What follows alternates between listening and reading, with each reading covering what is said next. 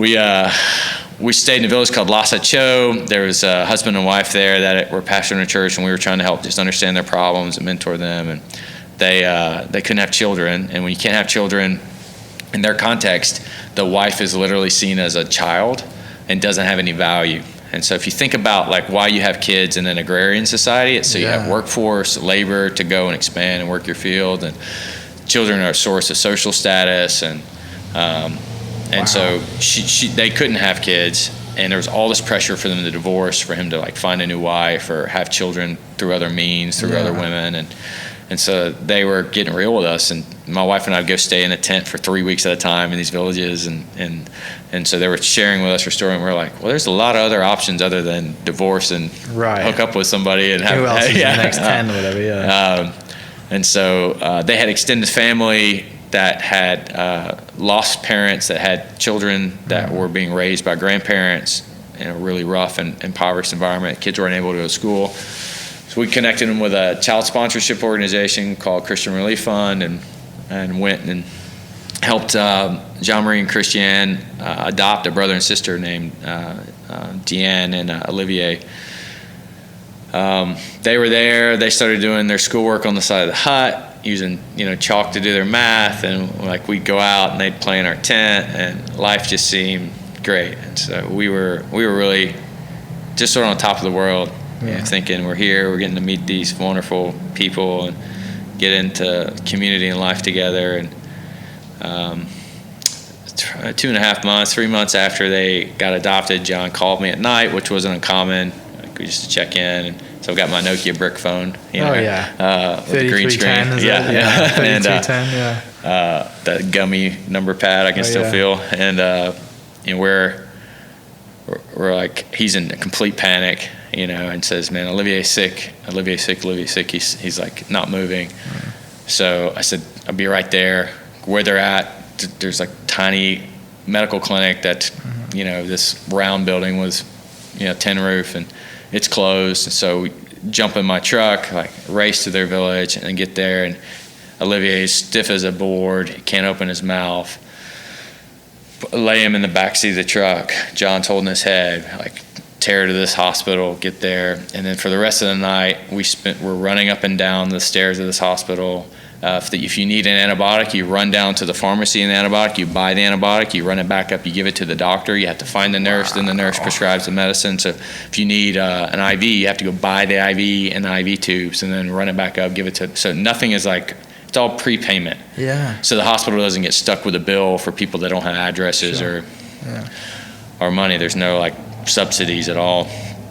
So we're doing that up and down the stairs, 3 a.m, we're running up and down, getting stuff, and they're treating him, and we're like kept out of the room. There's this little 12 by 12 plexiglass window on this plywood door, and we're watching people go in and out. We have to get a respirator. We run down. There's one of these manual respirator units in the whole hospital, and get it, run back up, give it to the doctors. We're looking through the window, and we see the nurse look at her watch, put her hand on his chest, and then expel the last breaths out of this 9-year-old boy's lungs. And like that's the moment where like everything that had felt like it was building, for 10 years of being a believer, when life was making sense again, everything dissolved. And I can just remember there were grace, like feeling the world fall from underneath us, and then immediately feeling all this weight of guilt and remorse and do-gooderism, and it's like, how are we? Like, what happened? What are we responsible for this? And Jean-Marie and Christiane are there. They're deeply like, you think about their lives, so we're feeling this. They just had their first children after all these years of trying to have kids, and finally it looks like it's all going to work out. And then this son that they had just began to love, and have as their own, passes away. And Jean-Marie and Christiane look to us and say, "It's from the water. It happens every year." Yeah. And they're like consoling us with this. Like this is normal. Like this is what happens, Yeah, Matt. it Like was you're just new our here. time Like this this time. is this is what happens. Like 5 other kids already died this year. Wow. And so like, we're sitting there now on this like wooden bench, you know, head swimming, and I turned to Grace and like I said that, you know, the hell if this is gonna happen anymore. And that the only thing I knew to do, you know, was we have to fix and stop this. So immediately, like dealing with pain, what do guys do? You know, try to fix something. Yeah. I thought we can just drill a well. So the what he had was bacterial meningitis. Happens every year. And what happens is the one well that still works in the village that isn't dried up in the dry season is at their school. So all the kids come to this well, and they have these little like bags made out of inner tubes and wire that they let down with ropes. They lay those down, the kids pick them up, they put them to their mouths, they drink out of them. The rope falls on the ground in the mud, in the chicken, you know, feces and all that. They throw it back down in the well and they fill it up. And there's only about 4 or 5 inches of water that's standing in the bottom of this thing. Sure. So you can just imagine how much like muck and germ and like viral load builds up with this small amount of water and these 700 people using this one, you know, water source all at one time. And so if you're weak, young, elderly, have malaria or any other sort of like pre-existing condition, does this sound familiar? Heard that enough. Heard that enough lately. 6 months, haven't we? You're really vulnerable to being killed by it. And so Olivier had died from bacterial meningitis, you know, which was just sort of a common thing there.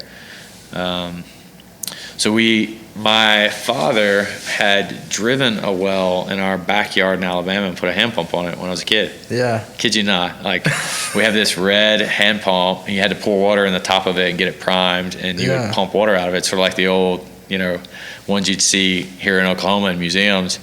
And we had so many hurricanes, and because we were Route 1, Lot 1 Evans Road, whenever the wind blew, the power would be out. It would be out for us forever. Yeah. And so we couldn't flush toilets or take baths. And so we had this hand pump that would pump out, you know, red rusty water that we could flush toilets with and stuff when the hurricanes hit. And Dad had driven it in with a sledgehammer in this point.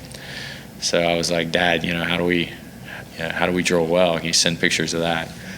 There was another missionary in town who had been like trying to build stuff locally too. So me and this guy get together, find a local welder, and start building a drill kit for $70 to drill a well in Africa.